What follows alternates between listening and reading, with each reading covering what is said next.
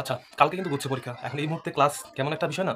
কিন্তু এটা কিন্তু কোনো বিস্তারিত ক্লাস না। আমি দেখতেছি তোমরা জিনিসগুলো পারো কিনা। আজকের ক্লাসটা অনেক হেল্পফুল হবে আশা করি। কারণ আজকে যে টাইপগুলা তুলে ধরবো, আশা করি তোমরা কমন পাওয়ার মতন একটা বিষয় এই ধরনের একটা আসবে। কারণ দেখো, যে টাইপগুলো আমি বলতেছি, এগুলো কিন্তু একদম কমন। তোমরা পারো কিনা জিনিসগুলো জাস্ট দেখে রাখো।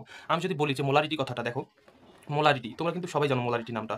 কিন্তু এটার সাথে পরিচিত মোলালিটি এই নামটার সাথে আবার বেশি একটা পরিচিত নয়। দেখা যাচ্ছে কি? মোলালিটি। তাহলে আমরা যদি এই জিনিসগুলো একটু বলি, আরেকটা আছে কি তোমার নরমালিটি। দেখো ৩ টা জিনিস। নরমালিটি। আমাদের কিন্তু কোশ্চেন এই ধরনের হয়ে থাকে দেখো যে কোনটা তাপমাত্রার উপর নির্ভরশীল। তাহলে আমাদের যদি বলে তাপমাত্রার সাথে কোনটা সম্পর্কিত? তাপমাত্রা। তাহলে আমরা কি বলব? এই নরমালিটি সরি এই যে নরমালিটি আর মোলারিটি তাহলে এই ২ টা জিনিস তোমার তাপমাত্রার সাথে সম্পর্কিত।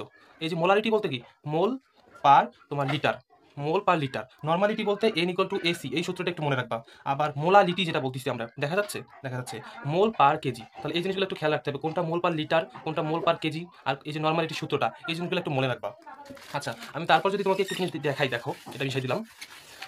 দেখো এখানে বলতেছে ppm যদি কোনো একক দেখো কোনো জিনিস ঘনমাত্রাটা ppm এ বের করতে বলে, তুমি কি করবা? SM গুণন 10⁻³ এটা কিন্তু তোমার ppm এর সূত্র। এখন এইগুলো কিন্তু পরিচয় ব্যাখ্যা এইভাবে এখন তার প্রয়োজন হয় না।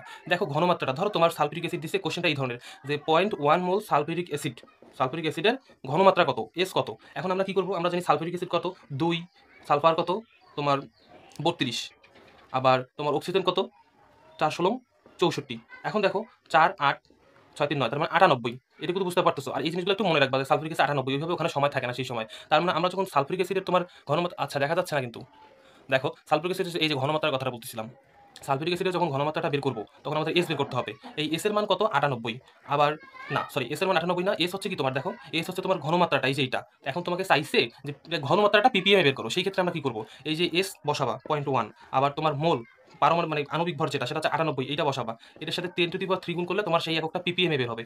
আর যদি তুমি যদি হলো ppb তে এই ধরনের ppb বলে না কিন্তু সূত্র আকারে দিয়ে রাখে। মানে ppm এর সাথে যখন তুমি ppm এর সাথে যখন 10⁻³ গুণ করবা সেটা আবার ppb এককে পরিণত হবে, ppb। এই জিনিসগুলো বুঝতে পারছো? ppm ppb এই জিনিসগুলো একটু মনে রাখতে হবে। তারপরে যদি আমি তোমাদেরকে বলি যে একটা কোশ্চেন দেখো যে ppm সমান কি লেখা যায়? ppm সমান লেখা যায় mg পার লিটার। এটা মনে রাখবা। মানে মিলি টাইপের যেগুলো আছে সব উপরে। ধরো তোমার যদি একটা কোশ্চেন থাকে যে আর্সেনিকের ঘনমাত্রা তোমার দিয়ে দিছে 10 ppm, আর্সেনিকের ঘনমাত্রা দিয়ে দিছে 10 ppm। এখন বলছে যে 10 লিটার দ্রবণে কত মিলিলিটার তোমার আর্সেনিক বিদ্যমান থাকবে, কত মিলিলিটার। তার মানে মিলিলিটার এই যে এই জিনিসটা আমাকে বের করতে হবে। বুঝতে পারছো? এই মিলিলিটারটা বের করতে হবে। তাহলে 10 লিটার দ্রবণে আমাদেরকে বলছে যে এটা ঘনমাত্রা দিছে 10 লিটার দ্রবণে তোমার এমজিটা কত বা মিলিলিটারটা কত। তাহলে আমরা কি বের করবো? তাহলে মিলিলিটার যখন বের করবো দেখো মিলিলিটার ইকুয়াল টু তাহলে ppm এর সাথে তোমার এটা গুণ করতে হবে লিটারটা। তাহলে আমাদের 10 ppm ছিল আর 10 লিটার থাকছিল, তাহলে এটা হচ্ছে কত? 100। বুঝতে পারছো? 100। তাহলে কোশ্চেনটা ছিল এমন যে কোনো দ্রবণে আর্সেনিকের ঘনমাত্রা 10 ppm। এখন 10 লিটার দ্রবণে তোমার কত মিলিলিটার আর্সেনিক বিদ্যমান। তাহলে আমাদের এই সূত্রটা মুখস্থ রাখতে হবে। আমি কি বুঝাইতে পারছি জিনিসটা? আশা করি বুঝছো। আচ্ছা, আমরা আরো কিছু টাইপ দেখবো। দেখো আমি যদি বলি তোমাদেরকে যে একটা জিনিস মুখস্থ রাখবা যে অক্সিজেনের পরমাণুর যে ভরটা এটা একটু মুখস্থ রাখবা যে 2.80 কিন্তু এসে যায় 2.568 গুণন 10⁻23 গ্রাম। এটা হচ্ছে অক্সিজেনের ক্ষেত্রে। এই জিনিসগুলো একটু মনে রাখবা। আমরা এই অধ্যায় থেকে অনেক ধরনের বড় অঙ্কগুলো দেখি যেগুলো ভাবি যেগুলো টাচ করলে সময় যাবে হবে না, কিন্তু অঙ্কগুলো তো করে দেখনি কখনো। তখন এই ধরনের বড় অঙ্কগুলো দেখবা, এই জিনিসগুলো একটু মনে রাখবা যে কপার সালফেট 5 অণু পানি এটাকে বলা হয় তোমার কি? ব্লু ভেট্রিয়াল। ব্লু ভেট্রিয়ালের আণবিক ভর 249 পয়েন্ট সামথিং, কিন্তু আমরা কাজ করার ক্ষেত্রে 250 ধরবো। ওইটা তো ধরা যাবে না, কাজ সুবিধা হবে না। এখন ধরো তোমার ব্লু ভেট্রিয়ালের দিছে এরা 5 গ্রাম, ব্লু ভেট্রিয়ালে 5 গ্রাম 100 সিসি দিছে। ডাটাগুলো আমি তুলে ধরতেছি সংক্ষিপ্ত আকারে। ধরো ব্লু ভেট্রিয়ালের 5 গ্রামে তোমার 100 সিসি, এটা কিন্তু লিটার। এই সিসি মানে সেন্টিমিটার কিউব, এটাকে লিটার বলা হয় থাকে তোমার ঘনমিটার যেটা। তার মানে এটাই আমরা ভি ধরবো, ভি ধরার ক্ষেত্রে। তাহলে এই মানে সিসি দ্রবণে দ্রবীভূত থাকলে দ্রবণটির ঘনমাত্রা কত যখন আমাদের এস বের করতে বলবে। তাহলে আমরা সূত্র জানি না এস বের করার। দেখো এস ইকুয়াল হচ্ছে কত? ডাব্লিউ গুণন 1000 বাই এমভি। তাহলে এই অঙ্কটা কিভাবে করবো দেখো, দেখা যাচ্ছে কিন্তু। তাহলে ডাব্লিউ হচ্ছে কত তোমার 5 গ্রাম, আমি ক্যালকুলেশনটা দেখাচ্ছি। এখানে আছে 1000, আর তোমার ভরটা মুখস্থ রাখতে হবে কারণ এই ধরনের ভরগুলো তো বের করার সময় নেই আর বের করলে ভুল হবে। তাহলে আমাদের 249 ধরা যাবে না, 250। আর ভিটা কত আমরা জানি 100 সিসি। তাহলে দেখো কি হচ্ছে এখানে, তাহলে এটা কাটা, এটা কাটা, তাহলে 5 25, তাহলে হচ্ছে 1/5, 1/5 না 5 1/5। তাহলে 1 দিয়ে আবার ভাগ, তাহলে কত হচ্ছে 5 2 10। তাহলে অ্যান্সার হচ্ছে আমাদের 0.2, এটা কিন্তু অ্যান্সার। তাহলে এই অঙ্কগুলো কিন্তু একটু হিজিবিজি টাইপের উদ্দীপক থাকবে কিন্তু কাজ করতে হবে কারণ এই ধরনের ক্যালকুলেশনগুলো সোজাই। দেখো 0.2 বের হয়েছে, দেখা যাচ্ছে? দেখা যাচ্ছে তোমরা এই যে 0.2, এটা কথা বলতেছিলাম। আচ্ছা, আমি যদি তারপরে একটা জিনিস দেখাই তোমাদেরকে, দেখো যে একটু আগে একটা সূত্র দেখালাম না এনইসি, ওইটা দিয়ে তো অঙ্ক দেখা হয়নি। আমি যদি এটা দেখাই যে ধরো 0.1 বলছে, 0.1 নর্মালিটি H3PO4 এইটার জলীয় দ্রবণে ঘনমাত্রা বলছে কত, ঘনমাত্রা কত। তা আমি সূত্রটা জানি কি N = AC, এখানে ই এর মানটা হবে কত? ই = হবে 3। তাহলে আমাদের এটাও দেওয়া আছে 0.1, তাহলে আমাদের বের করতে হবে এস, তাহলে এস ইকুয়াল হচ্ছে কি n/e। তাহলে সেক্ষেত্রে কি করবো দেখো 0.1, এগুলো কিন্তু আসে যায়, অঙ্কগুলো একটু পরিচিত কম সবার সাথে, কিন্তু এই অঙ্কগুলো এসে যায়। তাহলে 0.1/e, এর মানটা কত 0.3, তাহলে 0.13, তাহলে এটাকে আমাদের ক্যালকুলেশন করলে অ্যান্সার হয়ে যাবে। আশা করি বুঝতে পারছো। 1/3, আমি কি ঠিক করলাম? হ্যাঁ, 1/30 হবে, 1/30, এটাকে পয়েন্টে আনবা তুমি, তাহলে অ্যান্সার হয়ে যাবে। এখন তুমি পয়েন্টে আনবা এইভাবে, এইভাবে পয়েন্টে আনবা, তাহলে 0.03 অ্যান্সার হবে, 0.03। এটা দেখা যাচ্ছে না তো, এই যেখানে বের করছি দেখো 0.03। আচ্ছা, আমি এখন একটা গ্লুকোজের অঙ্ক দেখাই, যে গ্লুকোজের ভর জানতে হবে আমাদেরকে, গ্লুকোজের ভর জানা ছাড়া অঙ্কটা পারবো না। ধরো মোল পার লিটার আর এমজি পার লিটার এই ধরনের যদি থাকে, ধরো যদি তোমার এটা বের করতে বলে যে গ্লুকোজের কোনো একটা তোমার ভর দিছে এত, এটা তোমার মোল পার লিটারে বের করতে হবে গ্লুকোজের ক্ষেত্রে, কিন্তু তখন কি করবা তুমি, এটার ক্ষেত্রে কি করতে হয় 18 দিয়ে ভাগ করতে হবে যখন আমরা মোল পার লিটার বের করবো, আর যখন এমজি পার লিটার বের করতে বলবো তখন আমরা 18 দিয়ে গুণ দিব। এই জিনিসটা একটু খেয়াল রাখতে হবে। এই টাইপের আরও অঙ্ক থাকে, যে ধরো তোমার 18 গ্রাম গ্লুকোজে কতটি অণু বা পরমাণু থাকে, যদি পরমাণুর কথা বলে সেই ক্ষেত্রে কিন্তু গুণ দিতে হবে একটা জিনিস দ্বারা। ধরো একটা কোশ্চেন আছে যে 18 গ্রাম গ্লুকোজ, 18 গ্রাম গ্লুকোজে কতটি পরমাণু আছে, পরমাণু চাইছে, এই জিনিসটা খেয়াল রাখতে হবে কতটি পরমাণু আছে। এখন আমি যদি এই জিনিসটা বের করি, আচ্ছা আমার লেখাগুলো ওইদিকে চলে যাচ্ছে, 18 গ্রাম গ্লুকোজে কতটি পরমাণু আছে, আমরা যদি এই জিনিসটা বের করি 18, কিন্তু এটা, তাহলে দেখো আমরা জানি গ্লুকোজ কত, গ্লুকোজের ভরটা জানতে হবে 180। এই আণবিক ভরটা মুখস্থ রাখতে হবে তোমাকে, যে গ্লুকোজের আণবিক ভর হচ্ছে এত, তাহলে 180 গ্রামে কতটা থাকবে, এটা তো আমাদের নির্দিষ্ট আদর্শ মান। 180 গ্রামে থাকে কতটা, 6.023 গুণন 10⁻23t, এটাই তো। কিন্তু এখন আমাদের চাইছে কি পরমাণু, সেই জন্য কি করতে হবে, গ্লুকোজের C6 থাকে না, ওই জন্য 6 দিয়ে গুণ করতে হবে এটাকে। আবার 1 গ্রামে বের করতে হবে কত, এই যে ভাগ দিতে হবে 180 দিয়ে। এখন তোমার কত গ্রাম, দেখো আটটা লাইন বাড়াই দেখাইতে সুবিধা হবে। ধরো 18 গ্রামে চাইছে, এই যে 18 গ্রামে কতটি গুণ থাকবে, তাহলে 6 গুণন 6.023 গুণন 10⁻23, আর এখানে নিচে হচ্ছে 18। তাহলে এই ক্যালকুলেশনটা কি খুব কঠিন হবে? আমি কি দেখাতে পারতেছি? একটু দেখো তো, দেখা যাচ্ছে কিনা, দেখো যাচ্ছে, দেখা যাচ্ছে কিন্তু। দেখো আমাদের কি এখানে হিসাব ঠিক আছে? তাহলে যদি হিসাব ঠিক থাকে তাহলে হবে অঙ্কটা। দেখো আচ্ছা, আমি 18 দিয়ে ভাগ দিলাম কেন, 18 দিয়ে তো গুণ হবে, নিচে 180। আচ্ছা, এটা একটু মিস্টেক হয়ে গেছিলো। দেখো আমি যদি একটু তোমাদেরকে দেখাই, দেখো এই দেখো, এই দেখো, এটা তোমার 6, এই যে এই পর্যন্ত ছিল, 18 দিয়ে উপরে গুণ, তাহলে 18 নিচে থাকতেছে কত তোমার 10, আর এই 10 উপরে যায় 10 ইনভার্স, তার মানে কত হচ্ছে 10⁻22 হচ্ছে, আর এখানে হচ্ছে এই জিনিসটা গুণ, তাহলে 36.023 গুণন 10⁻22। এই জিনিসটা এখন তোমার অপশনে যেভাবে থাকবে সেইভাবে দিবা। যদি 3.6 আকারে থাকে, দেখো এই যে যদি 3.6 আকারে থাকে তখন আবার কি হবে, এখানে একবার বাড়ায় যাবে, এইভাবে কিন্তু হিসাবগুলো হবে। অঙ্কটা অনেক ইম্পর্টেন্ট, তোমরা একটু দেখে রাখবা। আশা করি বুঝতে পারছি। আচ্ছা, আমরা যদি তারপরে বলি যে তোমার এই ধরনের অঙ্ক আর থাকে না তেমন, একটু মুখস্থ টাইপ যেগুলো সেগুলো আসে, আমি একটু মিশাই দিই। এই যে গ্লুকোজ, NaC, এই অঙ্কগুলো ইম্পর্টেন্ট। তোমার মোল থাকবে, মোল পার লিটার, তোমার মিলি পার লিটার, মিলি পার মোলে যাবে, অথবা তোমার এই ধরনের অঙ্কগুলোই থাকবে। আচ্ছা, আমি যদি বলি দেখো অম্লীয় মাধ্যম, আর একটা আছে তোমার কি ক্ষারীয় মাধ্যম, অম্লীয়। আজকে জিনিসগুলো রিক্যাপ করতেছি, তোমরা জানো কিনা দেখে নাও। এই যে অম্লীয় মাধ্যম, ক্ষারীয় মাধ্যমে কোন জিনিসটা কেমন হয়ে থাকে, আমরা তিনটা জিনিস একসাথে দেখবো। রেড, এই যে ফেনল রেড, ক্রিসল রেড। তোমার কাছে নামগুলো আনকমন মনে হতে পারে, কিন্তু আসে ফেনল রেড, ক্রিসল রেড, তাহলে এই রেড দুইটা, আর থাইমাল ব্লু যেটা আছে, এই তিনটা একসাথে দেখো।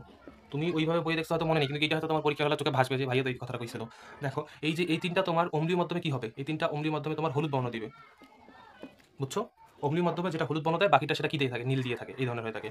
আর আমরা তো জানি যে ফেনোপথেলিন কি, অম্লীয় মাধ্যমে বর্ণহীন। ফেনোপথেলিন যেটা লিখে দিব, যে ফেনোপথেলিন, এই যে ফেনোপথেলিন যেটা আছে, এটা কিন্তু এই অম্লীয় মাধ্যমে তোমার বর্ণহীন হবে। এগুলো ইম্পর্টেন্ট, এগুলো তো দেখে যাবা।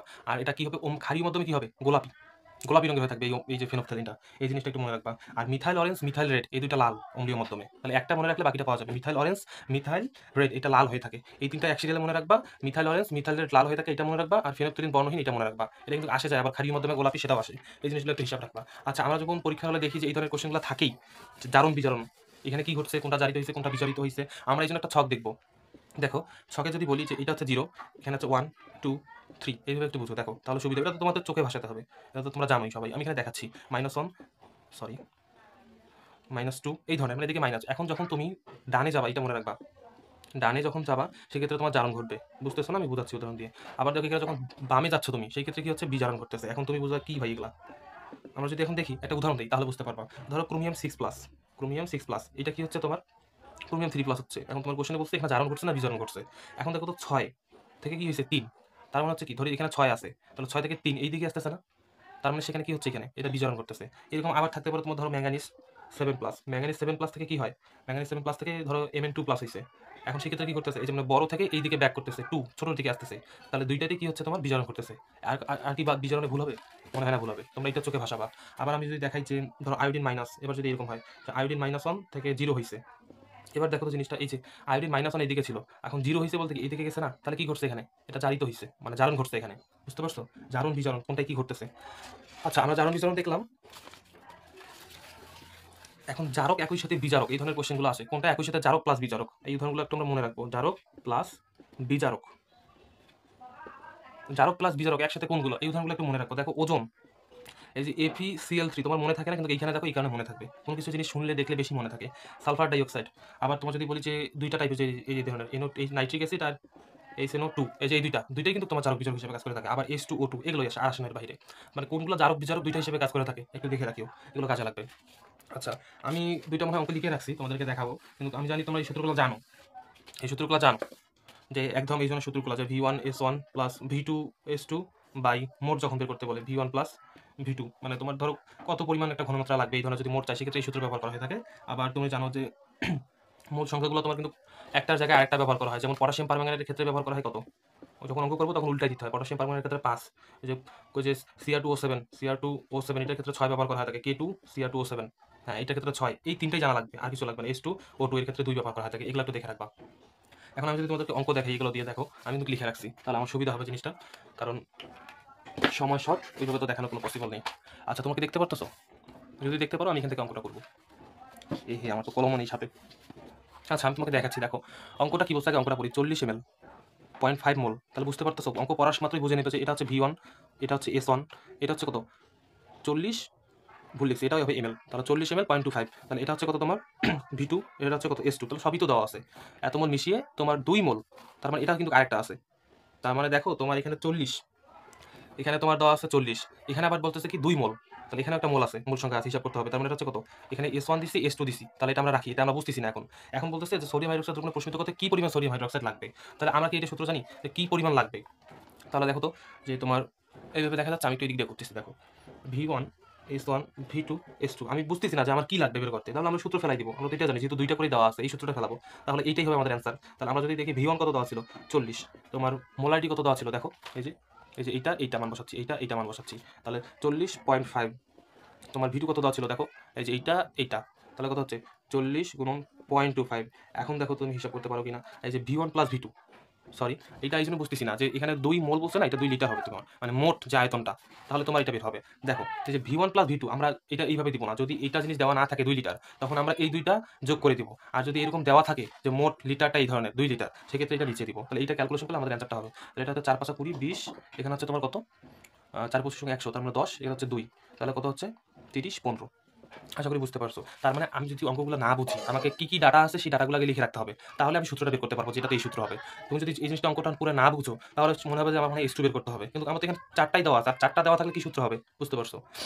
আচ্ছা আমরা যদি এই ধরনের আরেকটা অঙ্ক দেখি, আমি ওগুলো তুলে রাখছি, এগুলো কিন্তু সব ইম্পর্টেন্ট কোশ্চেন। দেখো এরা বলতেছে লঘু সালফিউরিক অ্যাসিডের উপস্থিতিতে 0.08 মোল H2O2, H2O2 এর ক্ষেত্রে আমি কি বলছিলাম যে 2 ধরবো, 50 মিলিকে এইভাবে লিখছি, 50 মিলি দ্রবণকে সম্পূর্ণ পরিচালিত 15 সিসি, এটা কিন্তু একটা আয়তন। তাহলে আমাদের বুঝতে হবে এটা দেওয়া আছে আমাদের S1, এটা দেওয়া আছে V1, বললাম তো এগুলো আগে লিখে নিবা, তাহলে তোমার সুবিধা হবে পরীক্ষার হলে।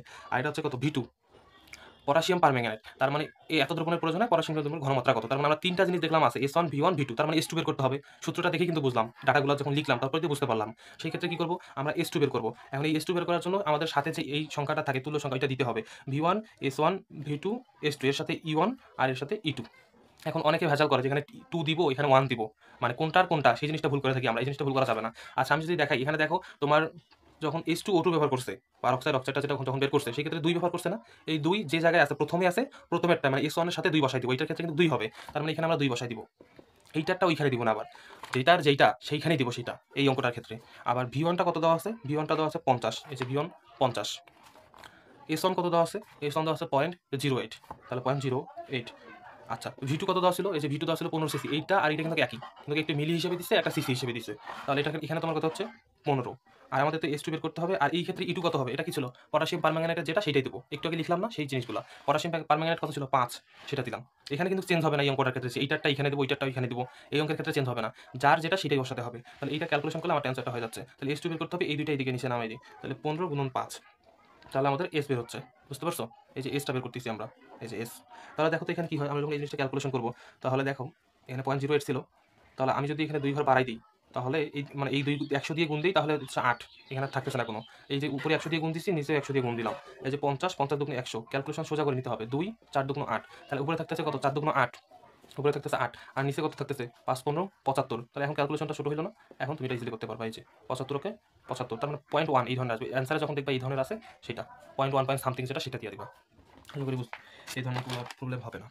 আর যেটা বললাম যে এইটার ওইটার এইটা দিতে হয়, সেটা কোন অঙ্কের ক্ষেত্রে? একটা টাইপ দেখে দেখালে তো সবগুলো যেহেতু দেখালাম, এটাও দেখা দিই। যে অম্লীয় মাধ্যমে ধরো পটাশিয়াম পারম্যাঙ্গানেট দেওয়া আছে KMnO4 ও অক্সালিক অ্যাসিড, এটাকে কিন্তু অক্সালিক অ্যাসিড বলা হয় থাকে। তারপর এইটা দুইটাই অম্লীয় মাধ্যমে আছে। এরা যখন বিক্রিয়া করবে, এদের মোলার অনুপাত কত হবে? তাহলে এদের বলবে এদের মোলার অনুপাত কত, লিখি। মোলার অনুপাত কত? অনুপাত কত? আমরা এটার ক্ষেত্রে জানি 5, এটার ক্ষেত্রে জানি 2। এখন এই ক্ষেত্রে আমরা চেঞ্জ করে দেবো। যখন মোলার অনুপাত যাবে, তখন এটা কি হবে? এইটারটা এইখানে যাবে, এইটারটা এইখানে যাবে। তাহলে কত হবে? এখানে হবে 2, এখানে হবে 5। তাহলে কত হবে? 2:5। এটা হবে অ্যান্সার। মোটামুটি এগুলোই টাইপ, এর বাইরে আর কিছু আসে না। এগুলো একটু দেখে যাবা।